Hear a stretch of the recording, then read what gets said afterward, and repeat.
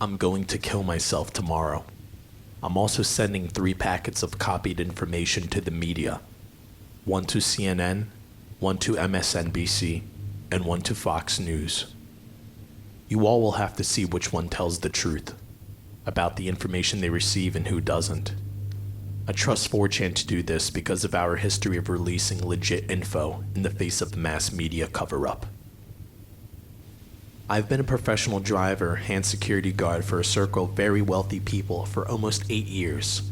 I started by working the door at a private gentleman's club outside of the DC area. From that job, I was introduced to some employment managers for Jeffrey Epstein. Because I had experience as both a cab driver and a bouncer, as well as always overlooking and keeping my mouth shut about the drugs and prostitution my employers at the club profited from, they thought I'd be a good fit to work the weekends for Mr. Epstein. At first, I didn't do very much, definitely nothing important. I would run errands mostly and do anything my manager, who reported directly to Mr. Epstein, wanted me to do. So say the gardener calls out sick one day, it would be me mowing the lawn in his place. I was sort of a floating general helper. Inevitably, I ran into Mr. Epstein now and then, and he was always very personable, enthusiastic. I had heard about his original court case and the rumors and everything, but just meeting this guy made me feel like it was all a lie because he seemed so kind and genuine. I thought he really was this hotshot money man, like a Bruce Wayne or Tony Stark kind of figure, and I think ultimately that's how he wanted us all to see him. His God complex was, to say the least, very developed.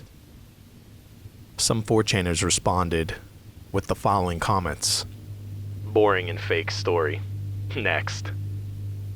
If you're going to become a hero, post your real name here. Godspeed, OP. So, why are you going to kill yourself? Continue your story. Eventually, I was trusted with bigger jobs. I think I got a good reputation because I cleaned one of Mr. Epstein's bedrooms one day. There was, to my dismay, a mixture of shit and cum on the bed sheets. I dealt with it professionally and I didn't say anything. I knew by then that someone is always watching. There are cameras in almost every single room, say Mr. Epstein's private office and regular bedroom. He had several bedrooms, but one was his favorite, I guess, his main room. I never mentioned it to anyone, but I still got a thank you from my manager for being discreet. One day I was asked to go pick up a masseuse from a bus station. I didn't ask her age, I knew better, but she couldn't have been any older than 16. I got a really bad feeling in my stomach because at this point denying Mr. Epstein's tastes would be borderline irrational. I did my job though. I took her to his house and a few hours later I took her back to the bus. She was crying and I didn't talk to her about it. A few weeks later I did it again. Now my manager tells me that Mr. Epstein would like me to take over all of his various pickups and drop-offs. They called it Cutie duty. Fucking barf. But it was more than just girls. I would pick up drugs and other assorted packages, most of which had no idea the contents, but as far as I was concerned, the less I knew, the better. I was getting paid very well for the amount of work I was doing. In a given day, I spent 3, maybe 4 hours doing anything that could be considered work. The rest of the time, I either sat in my car browsing 4chan on my phone or inside pretending like I was rich and this was my house. For this, I was being paid $75,000 a year, more than I'd ever hoped to have made in my whole life. When I took over doing most of the driving, it went up to $115. Every time my job became more legal, the money would get better. That's his tactic. He knows that people would do just about anything for the right price. I just want people to know, I guess, call it a public confession because I'm guilty. I guess I don't care that much because I'm gonna be dead. I've done things I can't forgive myself for, and I think they'll have me killed anyway. I'm going to do it on my own terms. Anyway, Mr. Epstein is very shrewd.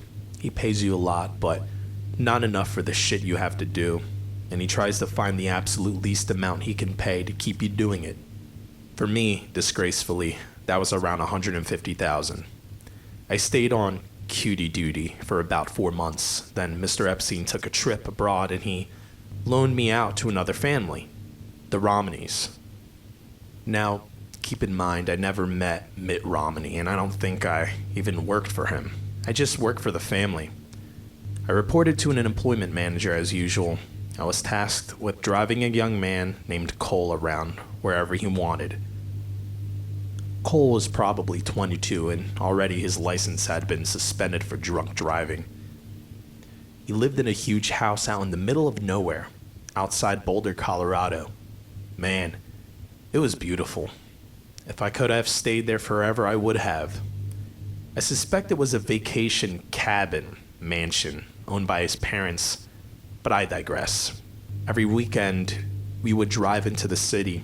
He would get shit-faced drunk, find a woman or a prostitute, and I'd take us all back home.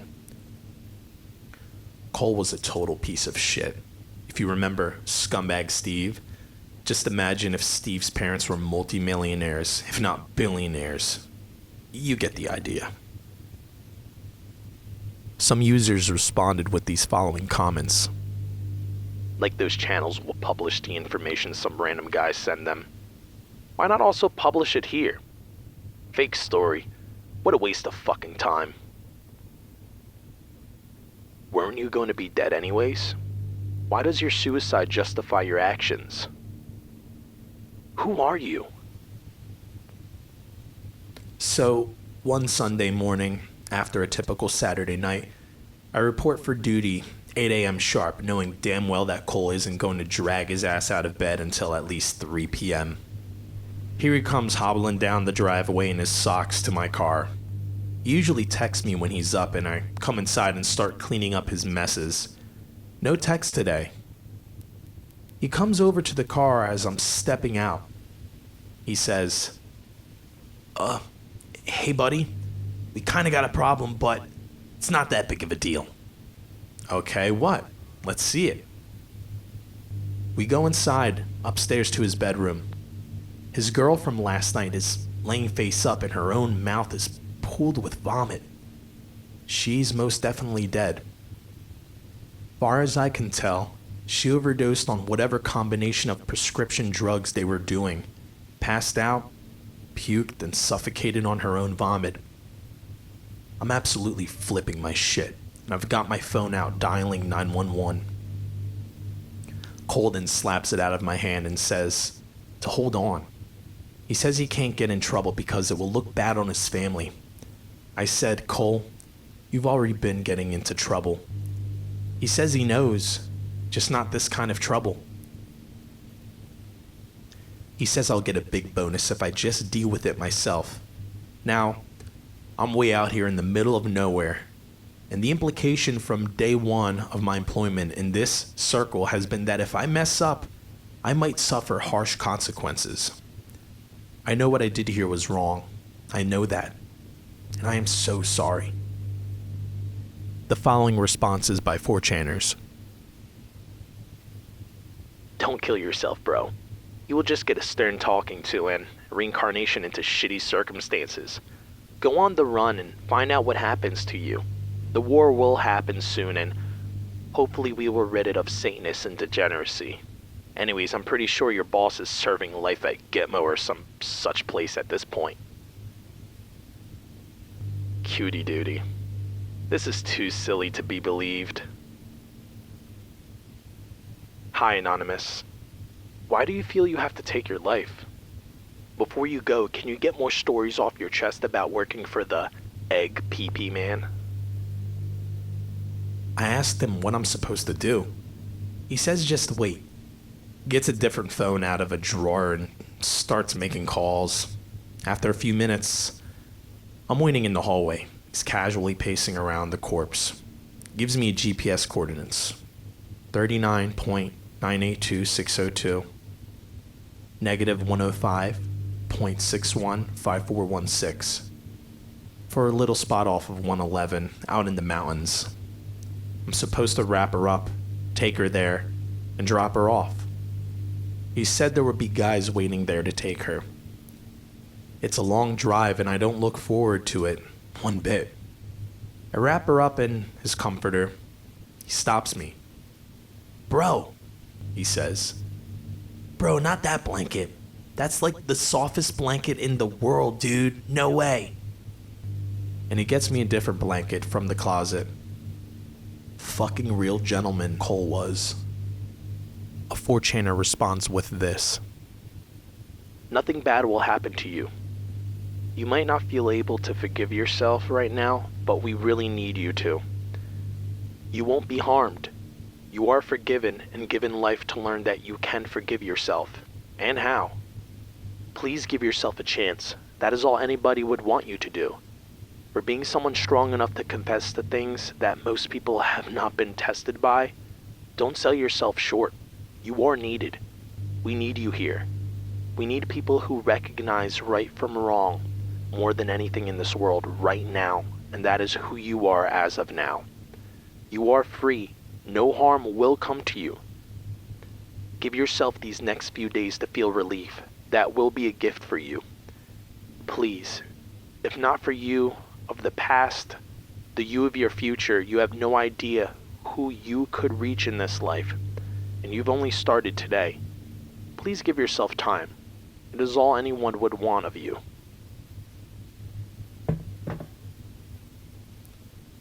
He's got an F-150 at the property used for landscaping work. I put her body in the bed with a tarp on top, and then I filled the rest of the back with landscaping supplies, fertilizer, tools, etc. I try to make it look really natural and boring. I'm shitting my bricks. I can't believe I'm actually doing this. But he's promising me that if I get busted, I'll have the best lawyer's money can buy. And I believe him. She's dead already anyway, and it's unlikely he would even get into any real legal trouble. Just bad press. So what's the difference? The whole time driving, I'm just sweating right through my clothes. I have to stop twice to puke. When I get there, there's a little dirt spot you can pull off into, and sure enough, there is a big black SUV and a Jeep with off-road tires. I'm not about to just assume these are the body people, so I stop and get out and approach the SUV. The window rolls down, and there's a woman who's probably in her 50s and a big guy driving. I don't know what to say, so I'm just kind of like, how's it going? Feeling like a complete fucking idiot, she makes a call and describes me to the person on the phone. Then she puts it down and says, "We are who you are looking for. Is it under all of that stuff in the bed?" I say, "Yeah. Do you need help?" She says no. Take a break. So I walk into the trees a little bit and smoke a cigarette or two. They got her out, and they put her in the Jeep within about 5 minutes. The woman tells me to drive, wait 15 minutes before I leave, then they pull out and drive away. The Jeep drives further into the woods. I wait maybe 7 minutes, and I leave. I got a text later telling me not to ever leave early again. It was from a blocked number. Some 4chaners respond with comments. "It's right off a major-looking road, and there's a clearing there. You're either telling the truth or did some research on this LARP of yours." LARP or not, great thread, OP. So when I get back to the house, Cole is sitting at the kitchen table, eating a massive bowl of Fruit Loops with a big serving spoon, watching Love and hip hop. This man is like a child, and he hasn't even gotten dressed yet. He asks me to wash his blanket and sheets. I do it. We got really drunk that night, and Cole tells me this has happened twice before, and it's always fine. He says he's like Scarface and shit. I hate him. The remaining few months go by without incident, and he gets his license back, freeing me at last. Mr. Epstein doesn't need me at this time, but I do get referred as a reliable driver to the bigwigs at Def Jam Records, who signed me to work on Rihanna's crew, while she promoted Talk That Talk, at the time her sixth and newest album. A 4chaner responds with, "Anything unusual go down there?" I never met Miss Rihanna in person, just in passing now and then, but I found this job to agree with me a lot better than the others. I drove a van stacked with promotional gear from city to city while she toured. A few times I was sent to pick up Molly and was taught to use test strips to test for purity. If it was not pure, I was supposed to walk away, but it was always pure. There are circles within circles of connections. I believe there is an entire shadow economy strictly for the rich and famous to get their rocks off collectively. One thing I did learn about Rihanna is that she enjoys young females as well. I was sent to pick up 2 young girls and bring them to her hotel room. Of course, I was met outside the door by someone more important than me. This struck me as odd because, as far as I understand, Rihanna is not a billionaire like Epstein. But she was even more insulated and protected than he was. I'm sure a lot of that has to do with just personal choices regarding security. But I get the picture that in this world, influence and money both equal power. And Rihanna, especially in 2011 and 2012, was highly influential. All I had to do was mention her name, and girls would get in the car. Just like that. Cigarette break, boys. My nerves are so shot. I keep thinking I hear cars pulling up. I'm getting really paranoid. Give me a couple of minutes. The following 4chaner responds with, "It's gonna be okay, Anonymous. We are here for you. Remain calm." So the most noteworthy thing that happened while working for Def Jam is when Rihanna had a party to celebrate the end of her tour. Everybody was there. I mean, all of the pop stars were there. Jonas Brothers, Lady Gaga, Justin Bieber, and even a few old heads like Elton John and some actors. I noticed John Travolta for sure, Seth Rogen, Emma Stone, Bradley Cooper, to name a few. For this party, I was, of course, tasked with getting entertainment. They wanted as young as I could get, and as many as I could get. Ostensibly, they were being hired to be wait staff, valet drivers, etc. But the plan is to switch it up on them when they actually get there. Give them drugs, money, whatever they need to do what they wanted them to do, which was essentially to be all expenses paid prostitutes for whoever wanted them. That part, thankfully, was not my job. I'm just a piece of shit who tricked them into going. I picked up 5 young girls from a mall, a couple of teenage boys I found walking along the road, and then I got a hold of an escort company to fill it out and make an even dozen. The ones from the escort company were not underage, and I was severely chastised for it. My manager basically asked if I ever wanted to work again. I said yes. He said, "Then act like you've got some goddamn sense." I didn't make this mistake again. After the tour ended, I was just on my own for a month or so. I rented a house near Tulsa and basically isolated the entire time. I was starting to get ideas in my head about going to trade school or something when I was called back to come work for Mr. Epstein again. Some 4chaners responded with, "But why hero? We need people who know the truth now more than ever. Did OP get murked?" At this point, I've developed a bad coke habit, of which I have only been sober a few months to this day. I needed something to make me do it. Coke makes you feel numb in a way not much else does. And believe me, I've tried just about everything. There are research chemicals no one has even heard of that get traded around in these circles. When I came back to work for Mr. Epstein, on his island, I was going through an 8-ball every day or two. I binge drank at night, but I had to keep focused during the day. The coke wired me up, and the liquor brought me back down. That's the only way. Mentally, I could really cope with what's happening. I was flown to his now infamous island to be one of the regular staff. Essentially, I lived on this island for free, while getting paid to maintain the grounds and keep the buildings up. When Mr. Epstein was there, obviously he would bring his own entertainment, so I didn't even have to do that. I thought, this sounds like a fucking fantastic deal. Island paradise, great wages, not much real work, count me in. Out of all of my sins, I believe sloth is the most damaging one I indulge in.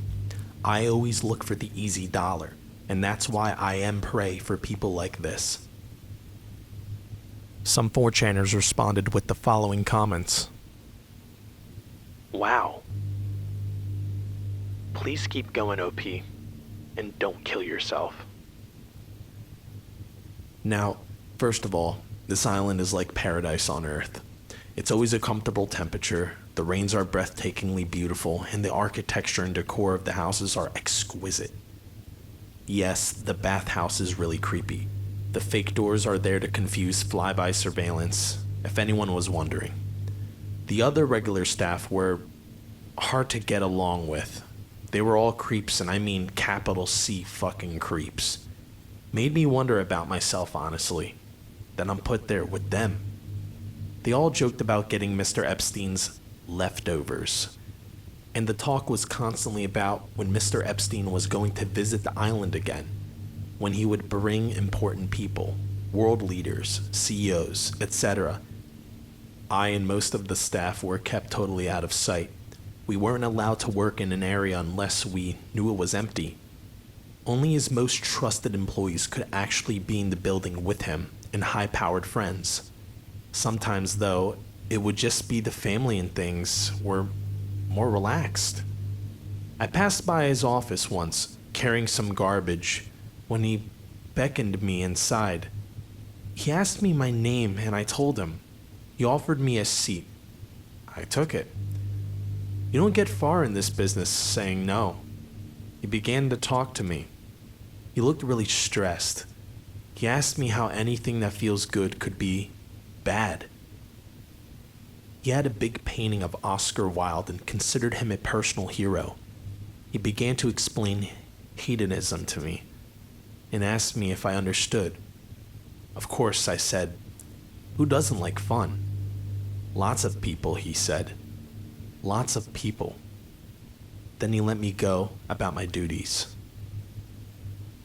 Some 4chaners responded. Why only those three? Send it to CBS and ABC and InfoWars too. OP, you are a little bitch. If I was in your position, I'd keep doing it. Fuck being poor. Fuck not being one taken to the bunkers when, shit, I will gladly take your job. But sadly, I would probably be murdered myself, cause I have a shitty back and bad PTSD. I'm envious of you, OP. I don't know, Anonymous.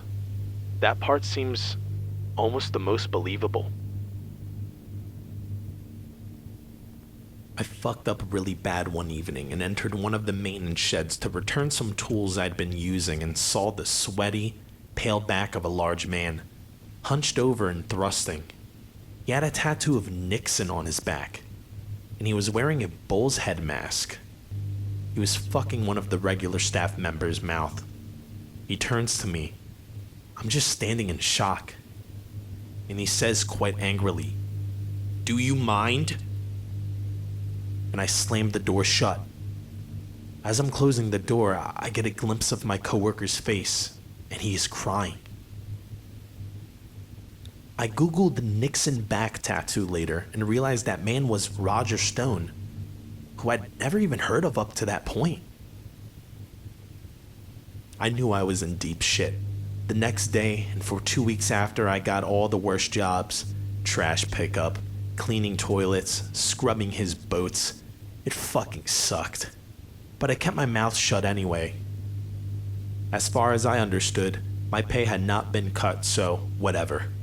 I'll do the shitty jobs where I'm by myself because at least, hey, I'm by myself.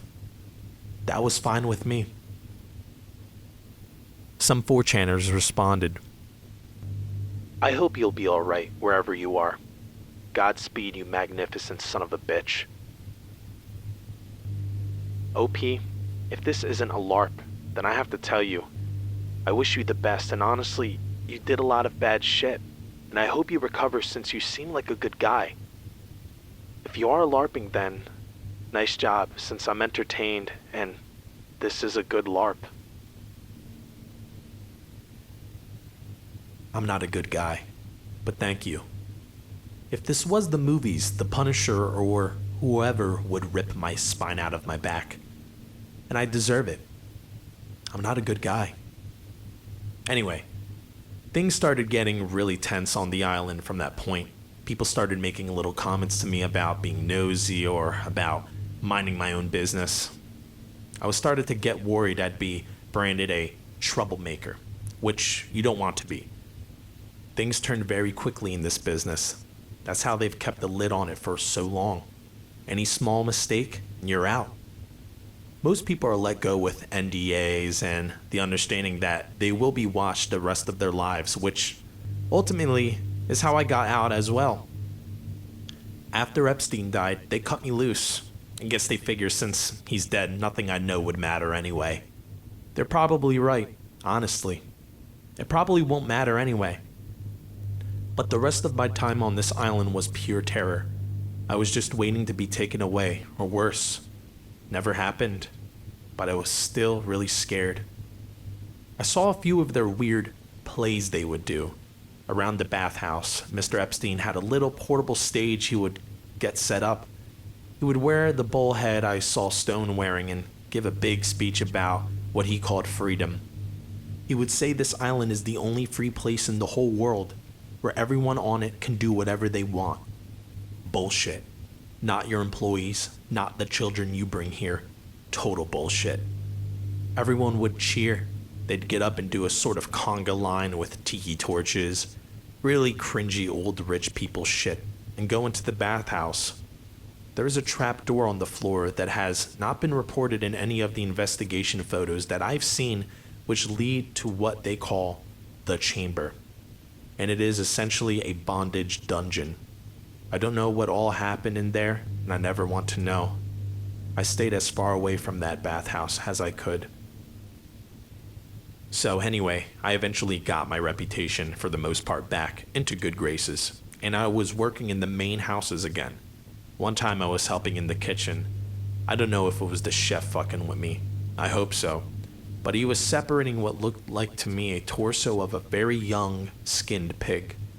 It had been roasted, and he was chopping it into quarters. The ribs to be served that evening, and the rest broken down for soups and casseroles.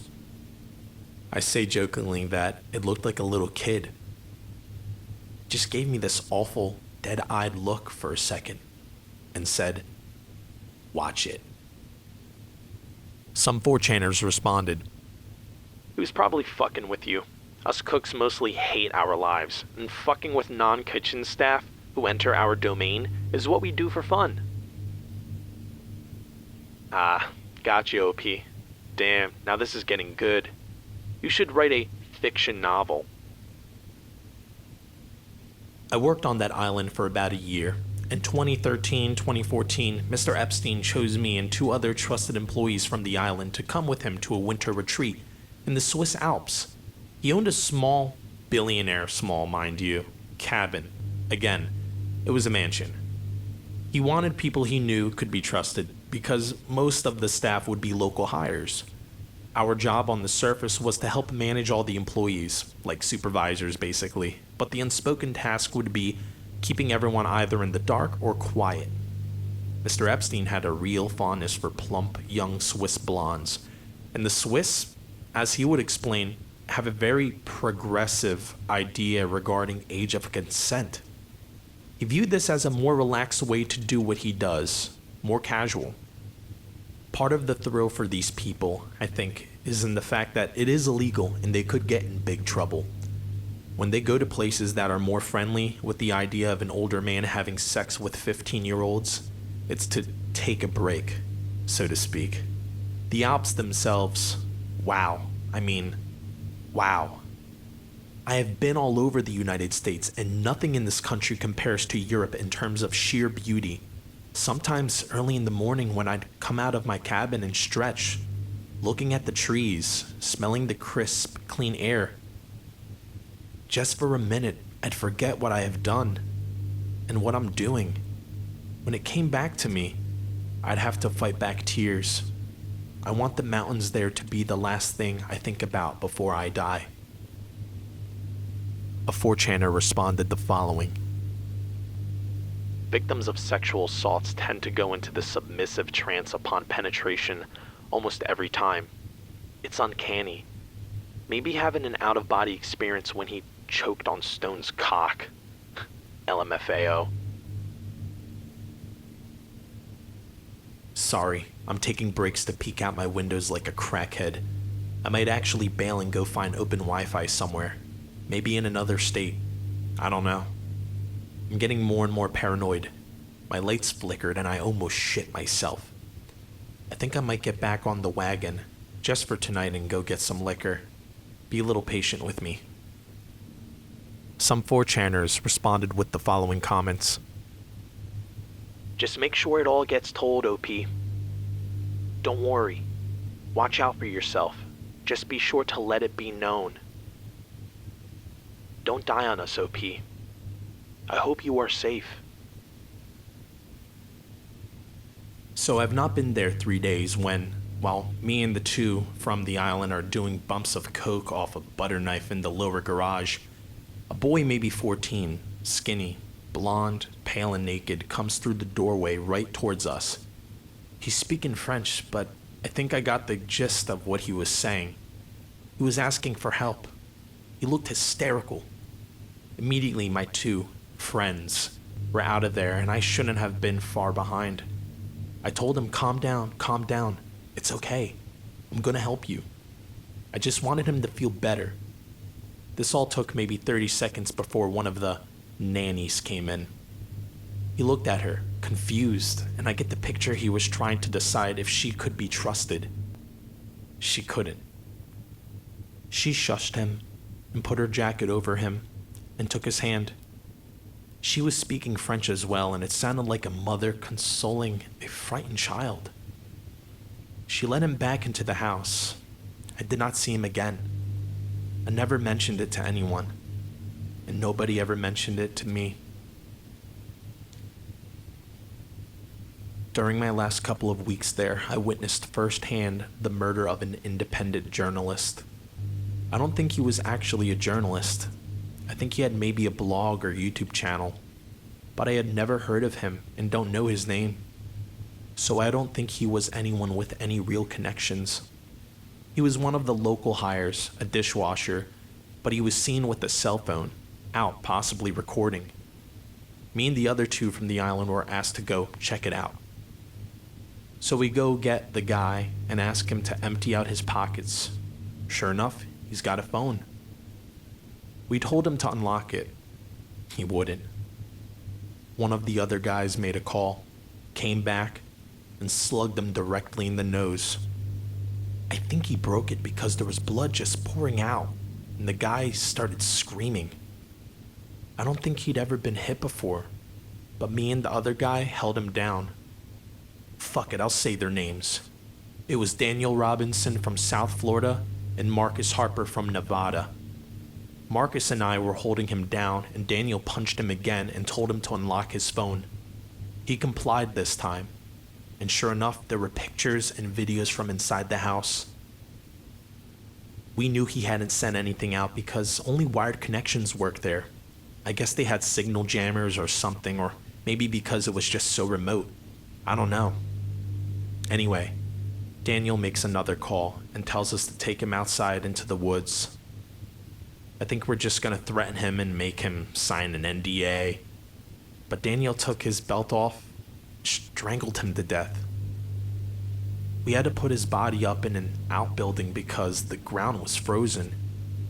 We put him through a wood chipper and then burned everything to ash. There were bits of charred bone left over when I swept it all into a trash bag and threw it out with the regular garbage. This, above anything else, I feel the most guilty for. A 4chaner responds with the following comment. Anonymous, you don't know me. Well, that's a lie. I've been around longer than you'd expect. But if what you say is true, do as you say. But stay alive. Be a man. If they come for you, pay them in kind, with a sword in hand and a final sword charge. You may surprise yourself. You might survive. After that, if I wasn't in before, I was definitely in now. Me, Marcus, and Daniel, the three fucking stooges from hell. Daniel had been in the military, and I think he had a few screws loose because he always had a temper. Became the go-to guy for the really dirty shit. I started working for Mr. Epstein directly after this.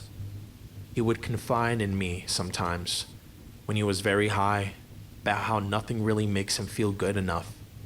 He told me once that he hasn't felt happy in years. I wish I had the stones to tell him that this life he is living is only bringing him down. For a brief moment, I felt empathy for this man. I think that, too, was part of his game, though. I don't think he has ever had a single genuine feeling in his life outside of sexual gratitude. He never mentioned the journalist to me. It was like it never happened, but we both knew that was the reason I was now working directly for him. Listen, I think I've said about all I care to right now. I'm going to get a bottle of something before all the stores close. If this thread is still here in a few hours, I'll answer questions and tell some more stories. A 4chaner asked, You ever see occult stuff on the island? Robes, pentagrams, rituals, that kind of shit?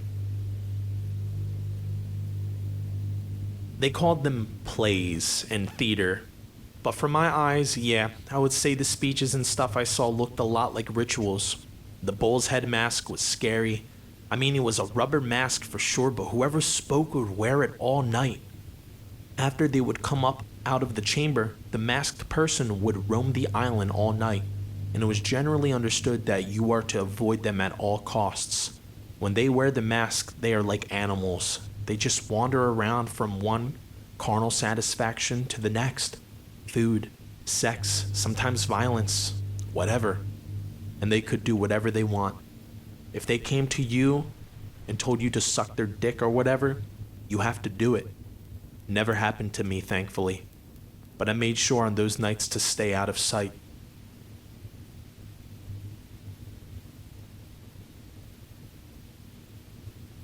This is documented as the final response by OP in the thread. We truly don't know if the person was just messing around on 4chan, or if he was indeed telling the truth. Whatever it was very descriptive, if not to others, very coincidental, considering the following arrests that were made in relation to Jeffrey Epstein and the crimes that he has committed.